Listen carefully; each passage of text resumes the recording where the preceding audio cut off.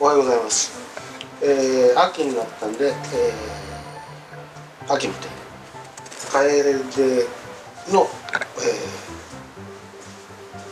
葉を取って剪定をします。なぜ今時期カエデの剪定をするかというと、もう一回葉を取っちゃうとこれから吹かないし、水が吹かないしっていうところね。これ以上遅く葉っぱが落ちてから剪定すると、切り口から樹液が吹いちゃって枝が減したりしているダメージが出る場合があります。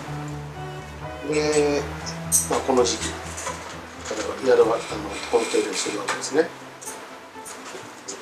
あと調整したり、同じとこから芽が吹いてくるのをできれば二股というふうにして落ちさをなくしていく。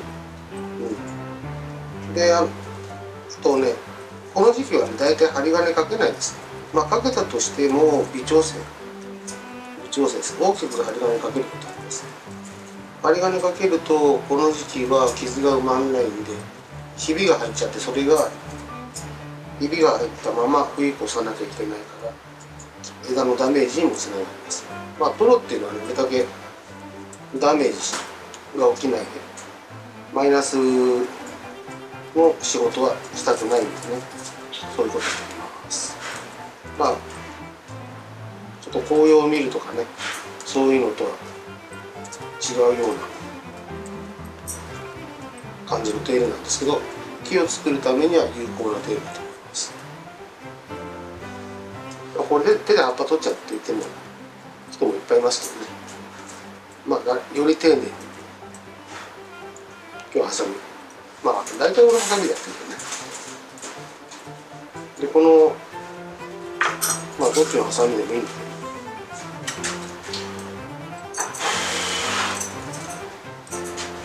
このハサミでね、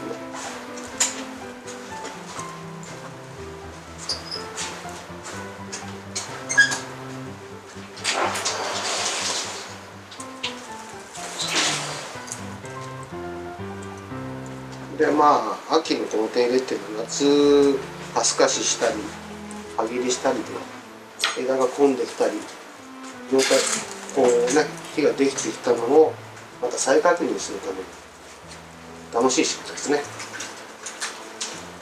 もちろん盆栽っていうのは冬に見るものですから、冬にね、おついとことかそういうのをして美しく枝ぶりにして飾る、そんなのにより自分の理想に近づいていくかなと思いながら手入れしてやると楽しいです。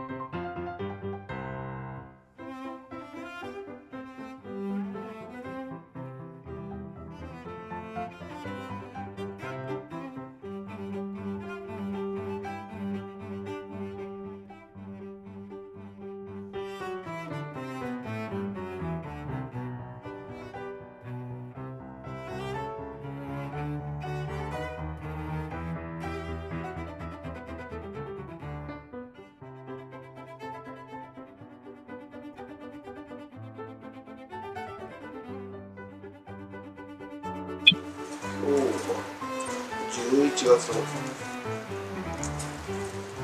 21日頃からそろそろ世の中で大寒天です。そのぐらいの時期に今年はやってますね。やっぱり紅葉が遅い、今年は暑くて紅葉するのが遅いので葉っぱ落ちるのも遅いです。特にね、肥料が効いてるとね、なかなか葉っぱが落ちないで、肥料が効いてなくて痩せてる木なんかは葉っぱが落ちたり紅葉しやすかったりします。寒暖の差っていうのはもちろんね、当たり前なんですけど、肥料の多い少ないでもその影響はまた日陰に置いとくとね、あんまり赤くならなかったり、そういうことも切っさらしの肥料が少なくて寒暖の差があったら一番早いですね。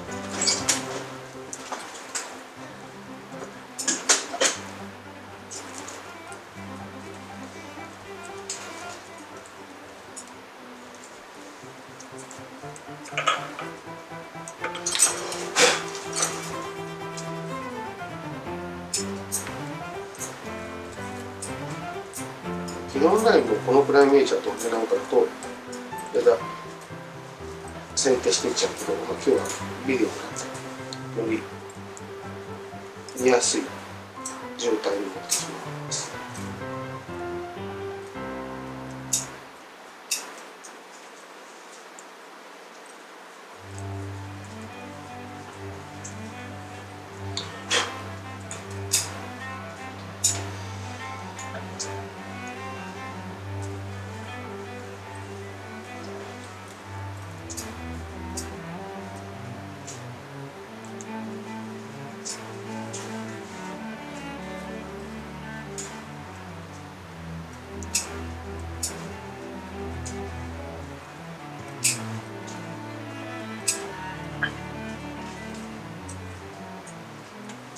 ちなみにこっちのハサミは金芯っていうモーションが違うんだよね。上からのハサミ使う鉛筆文字みたいな感じ。ハサミだと下からって言ってモーションが違います。これも使いやすい。俺なんかこう近いとこ見るときはこっちの方が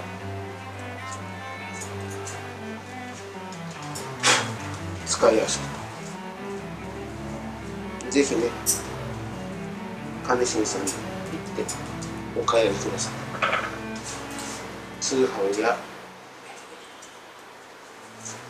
各展示会などで買えると思います。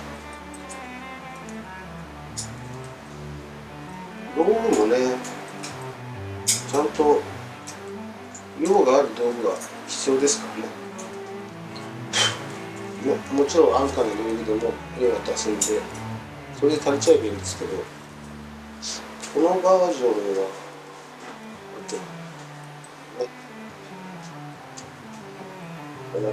糸切るハサミとかそういうのが安いのがあるかもしれないね。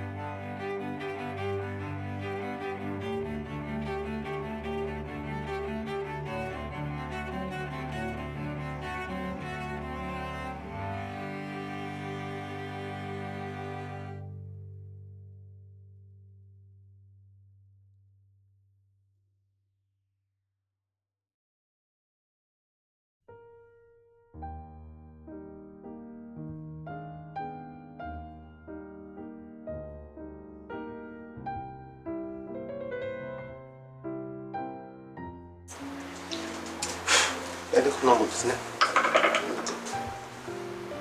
姿が見えました。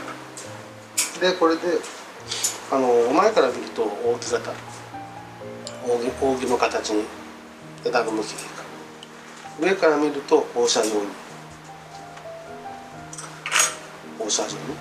枝が広がったスムーズに。でこの木なんかだと左流れだから、こっちの方は逃がしてありつつこっちは締めかけで空間も出てきます、ね、まず一の枝から下からやんないと樹形のバランスが取れないので、一の枝からやっていきます。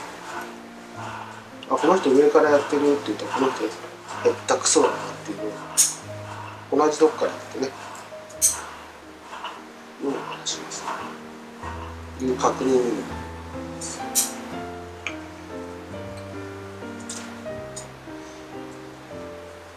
ここはね抜けないなっていうのももちろんあります。でもなるだけセンターを区切ったり交差したり内側に回り込む目を潰していきます。徐々にね切っていくので、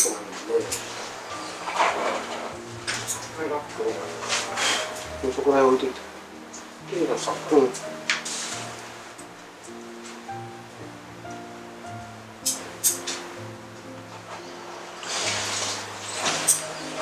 1年もうちょいです。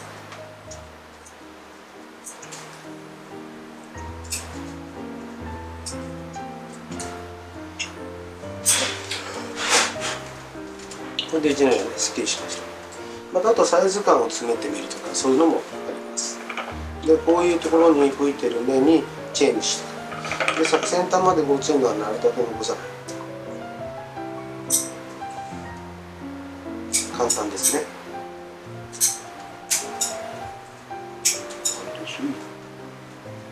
今やってます。これもワン、ツー、スリーですね。でツーにしたいですね。書かれてるのも確認しながら枝割れもしてます。そういうとこもあるんで、そういうとこも排除。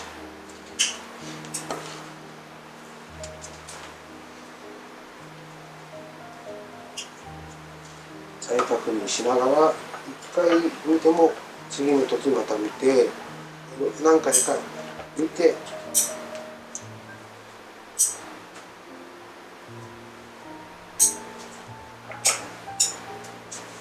確認を何回もします。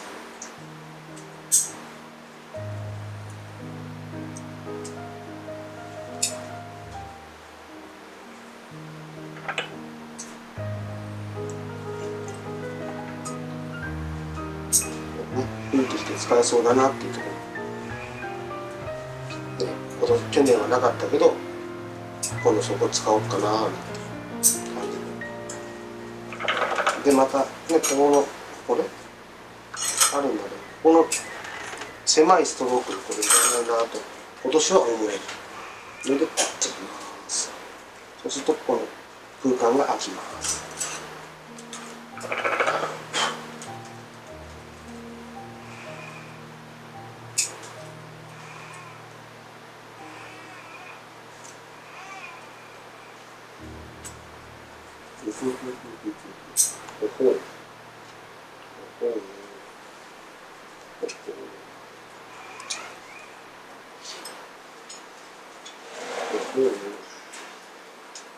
いいねこしが出て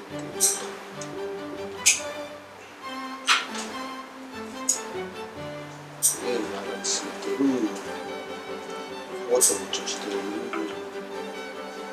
これも角度が悪い。先端での枝分かれは狙ってないんですね。基本なんで先端完成に近い木っていうのは先端での枝分かれは狙わないです。まあ作ってる最中はね先端でどんどん枝分かれさせていくんですけど、基本完成してに近い木と種木では作り方も培養の仕方もかなり違います。まあみんな一緒だったらおかしいんだけどね。それが今この木はどの時点にあるのかなっていうのを確認しながら、まあ認識しながらですね手入れをしていきます。スタンプね、長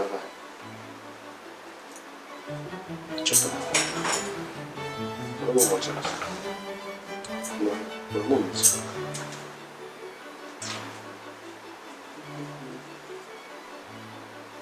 これはごちゃついてる。この先端で枝分かれをさせたこれ少しこんな感じですね。これは返してここは上がりすぎてる。まあ楓がこういう仕事っていうのは一番やりやすいです。もうストロークもそんな長くないし目もいろんなところに持ってるんで追い込みやすいしあとは一番楓の中でバイオ管理層の中で気をつけなければいけないのは、枝をごつくしない、すかしとか歯切りを連発して、その枝が太るのを制御します。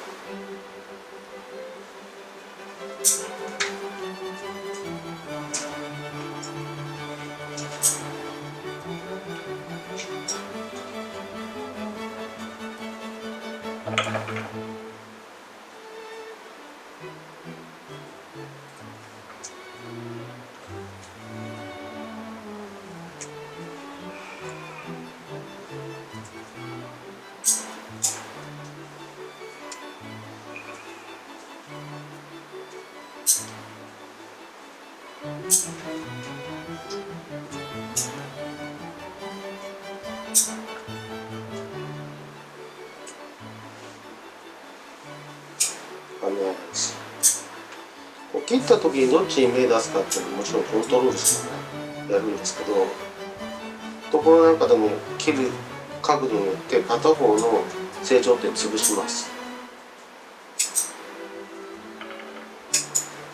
そうすると残った方の成長点の方の向きに次の枝が出てくるので、出てくる可能性が高いね。出てくる可能性が高いんで、それを木の方に指示します。どうしても頭の方になるとね、強くなるとね、そのごつさをいかに減らしていくか。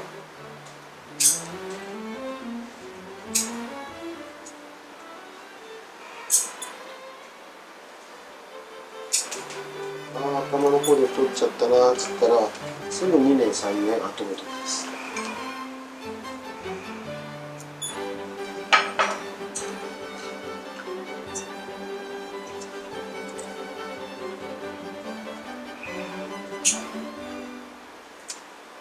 商品防災ですからね、ある程度サイズ感も重要です。センターのこっちのとここれが設置しているところで、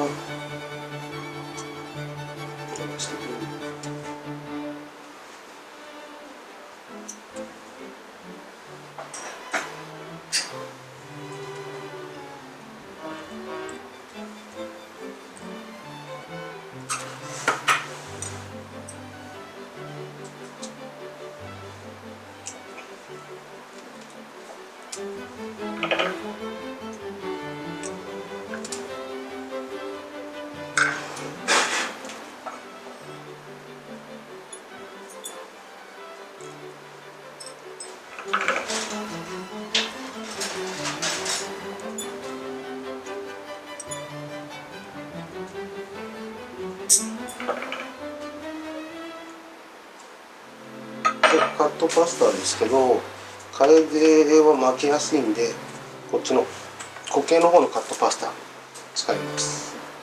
下だからちょっと巻きづらいかもしれないけどね、真ん中のここだからね。これね、あんまりこっちだと巻きすぎちゃうんですよ。楓とかもみじなんかをやる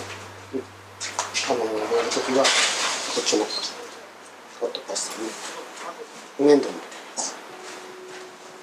やります。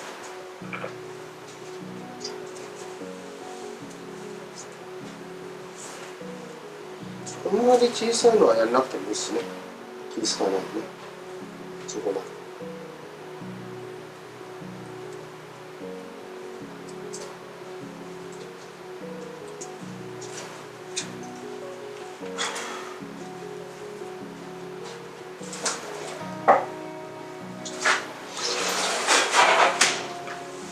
以上です。あとは幹洗って、今日やんないけど幹洗って石灰防剤をしばらくしたらボディに塗ってあげる、ね、そうすると冬の管理が終了して、この美しい状態のまま木を眺めていると思います。